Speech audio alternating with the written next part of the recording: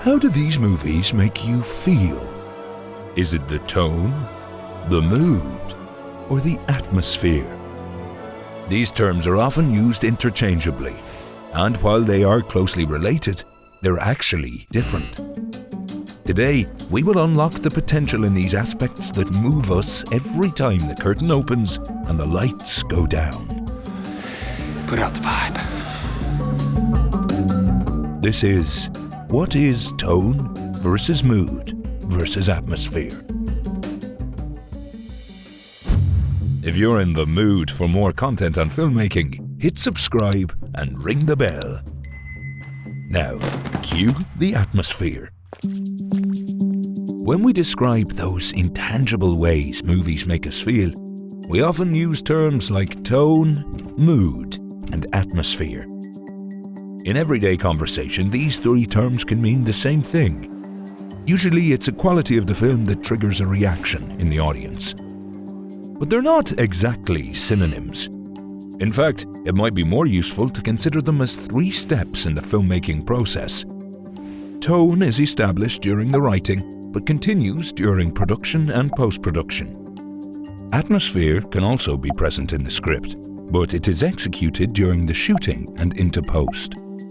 And mood is what the audience experiences watching the finished product. Think of it as a simple math equation. Tone plus atmosphere equals mood.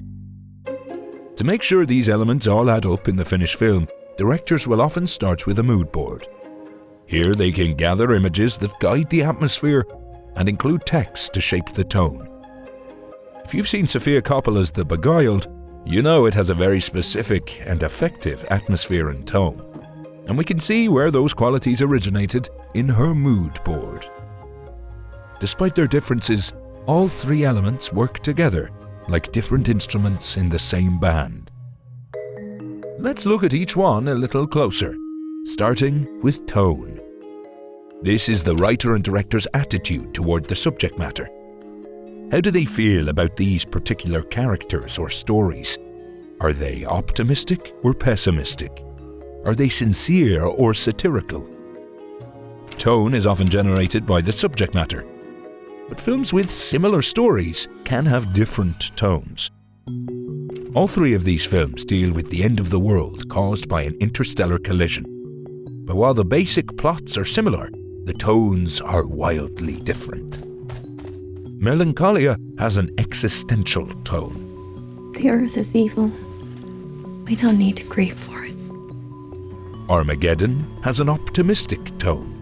The United States government just asked us to save the world. Anybody want to say no? And Don't Look Up has a satirical tone. When the other metals are factored in, the comet actually contains almost $140 trillion worth of assets. Buck 40 trillion. Tone can be altered in different versions or mediums. The original Casino Royale leaned more into comedy. These are my credentials. They appear to be in order. While Daniel Craig's 007 debut is more dramatic. I suppose you've given some thought to the notion that if you lose, our government will have directly financed terrorism. Jojo Rabbit is based on a novel by Christine Leonens, but changes the tone quite significantly, from a more serious drama to a more comedic satire. Oh, got it! I will negotiate. Burn down the house and blame Winston Churchill. Or negotiate. In film, tone starts at the script level, expressed through the dialogue, characters, and action/descriptions.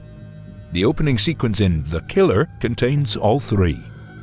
It all comes down to preparation, attention to detail, redundancies, and redundancies. But tone is also expressed in other creative choices like music, costume, or production design. These are elements added during production and post-production and handled by different departments. One of the main tasks of the director is to maintain a consistent tone. George Miller does a fantastic job orchestrating and sustaining the stylized and aggressive tone throughout Fury Road. But consistency isn't always necessary. Films that switch through different tones are equally impressive. Tone is also closely tied to genre. For example, certain genres are partially defined by their tone. Dark comedies often contain an irreverent tone, while film noirs are known for their pessimistic tone. But even within the same genre, different tones can exist. There are straight horror films, but there are also horror comedy hybrids that switch between tones. Purple Rain. Sign of the Times. Definitely not. The Batman soundtrack. Throw it. Plot lays the foundation for a story's tone. Tone is also expressed through dialogue. You yell shark. We've got a panic on our hands on the 4th of July. The opening monologue of Michael Clayton establishes the tone of a tense thriller. As potent a feeling as this is, as true a thing as I believe that I have witnessed today, it must wait. It must stand the test of time. And Michael, the time is now. Whereas the opening monologue of Annie Hall signals a quirky comedic tone. I would never want to belong to any club that would have someone like me for a member. That's the key joke of my adult life in terms of my relationships with women. Of course, in bringing that dialogue to the screen, performance is another way to manage tone. Come on, Lucille. Don't die on me now. Don't you die on me again! Don't you dare on me now. Don't you dare die on me! The same line, but each with a different tone.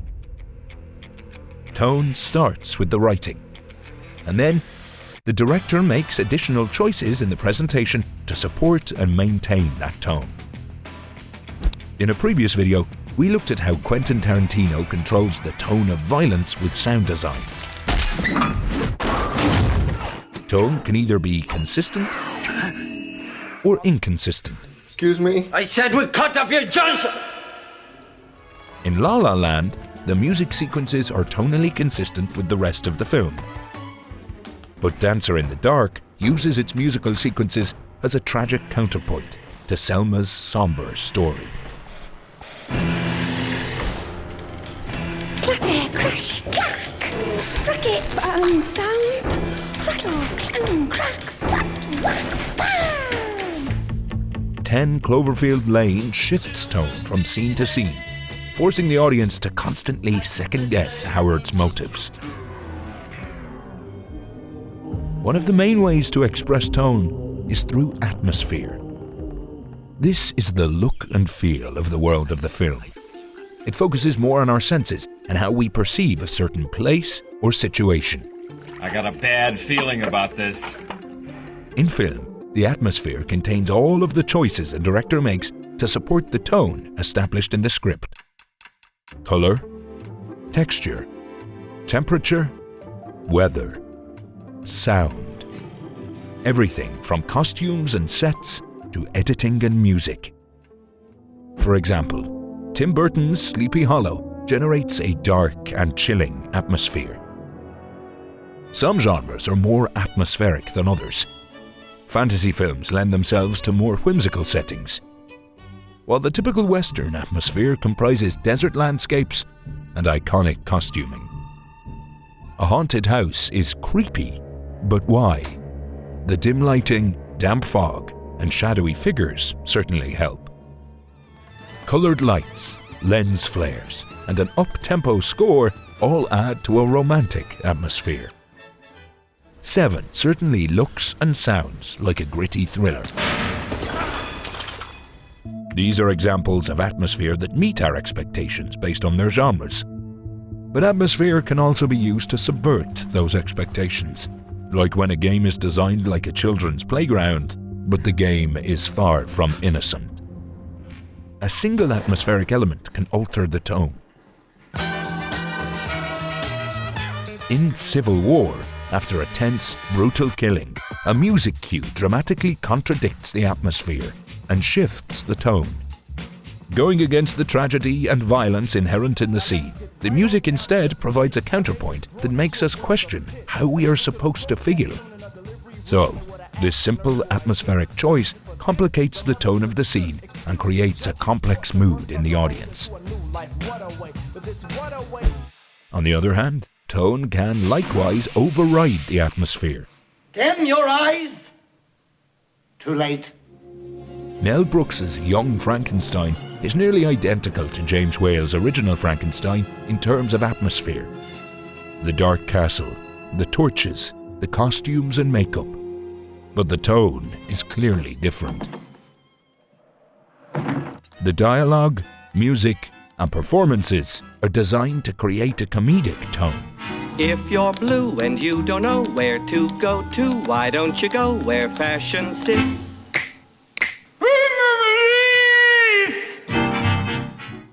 When you combine the tone with the atmosphere, we get mood, the audience's intended emotional state. It's how the filmmakers want the audience to feel in a particular moment, or throughout the entire film, and it is the sum of the tone and the atmosphere. A suspense film creates anxiety. A horror film generates fear. A comedy elicits laughter. Here's how Robert McKee defines mood.